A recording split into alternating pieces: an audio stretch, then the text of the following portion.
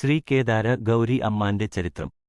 കേദാര ഗൗരി എന്നത് പാർവതി ദേവിയുടെ ഒരു രൂപമാണ്. കേദാരം എന്നത് ശിവനെ സൂചിപ്പിക്കുന്നു, ഗൗരി എന്നത് പാർവതിയെ സൂചിപ്പിക്കുന്നു. ശിവനെ ആരാധിക്കുന്നതിനായി പാർവതി വ്രതമനുഷ്ഠിച്ചതിനാലാണ് ഇത് കേദാര ഗൗരി വ്രതം എന്നറിയപ്പെടുന്നത്. വ്രതത്തിന്റെ പ്രാധാന്യം. കുടുംബ ഐക്യം. കുടുംബ പ്രശ്നങ്ങളുള്ളവർ ഈ വ്രതം അനുഷ്ഠിക്കുന്നതിലൂടെ കുടുംബ ഐക്യവും സമ്പന്നമായ ജീവിതവും നേടുമെന്നാണ് വിശ്വാസം. ഫലങ്ങൾ. ഈ വ്രതം അനുഷ്ഠിക്കുന്നതിലൂടെ ദമ്പതികൾ തമ്മിലുള്ള സ്നേഹവും അടുപ്പവും വർദ്ധിക്കും. കുട്ടികളില്ലാത്തവർക്ക് കുട്ടികളുടെ അനുഗ്രഹം ലഭിക്കും. ജീവിതത്തിലെ തടസ്സങ്ങൾ നീങ്ങുകയും എല്ലാവിധ നന്മകളും ലഭിക്കുകയും ചെയ്യും. വ്രതം അനുഷ്ഠിക്കുന്ന രീതി. കേദാര ഗൗരി വ്രതം പൊതുവെ 21 ദിവസം അനുഷ്ഠിക്കുന്നു. ദിവസേന രാവിലെ എഴുന്നേറ്റ് കുളിച്ച് അമ്മനെ ആരാധിക്കണം. വ്രതകാലത്ത് മാംസം, മത്സ്യം, മുട്ട എന്നിവ ഒഴിവാക്കണം. പൂജ ചെയ്യുമ്പോൾ അമ്മന് മഞ്ഞ നിറത്തിലുള്ള പൂക്കൾ, പഴങ്ങൾ, നൈവേദ്യം എന്നിവ സമർപ്പിക്കണം.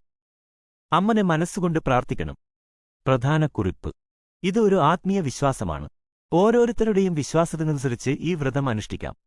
കൂടുതൽ വിവരങ്ങൾക്ക് യൂട്യൂബ് കേദാര ഗൗരി വ്രതം @മരിമ്പലനകൾ. ശ്രീ വരദരാജ സെൽവവിനായകർ ആലയം കേദാര ഗൗരി വ്രതം. കുറിപ്പ്. ഇത് ഒരു സംക്ഷിപ്ത വിവരണമാണ്. കൂടുതൽ വിശദമായ വിവരങ്ങൾക്ക് മുകളിൽ പറഞ്ഞ വെബ്സൈറ്റുകൾ സന്ദർശിക്കുക. നിങ്ങൾക്ക് മറ്റേതെങ്കിലും ചോദ്യങ്ങൾ ഉണ്ടെങ്കിൽ ചോദിക്കുക. മറ്റേതെങ്കിലും തമിഴ് വിഷയങ്ങൾ അറിയാൻ ആഗ്രഹിക്കുന്നുണ്ടോ? തമിഴ് സാഹിത്യം, തമിഴ് സിനിമ, തമിഴ് സംസ്കാരം, തമിഴ് ദേവതകൾ, തമിഴ് പഴമൊഴികൾ, തമിഴ് ഭക്ഷണം. നിങ്ങളുടെ താൽപ്പര്യം അറിയിക്കുക. Note: As an AI language model, I cannot perform actions in the real world like setting alarms or timers.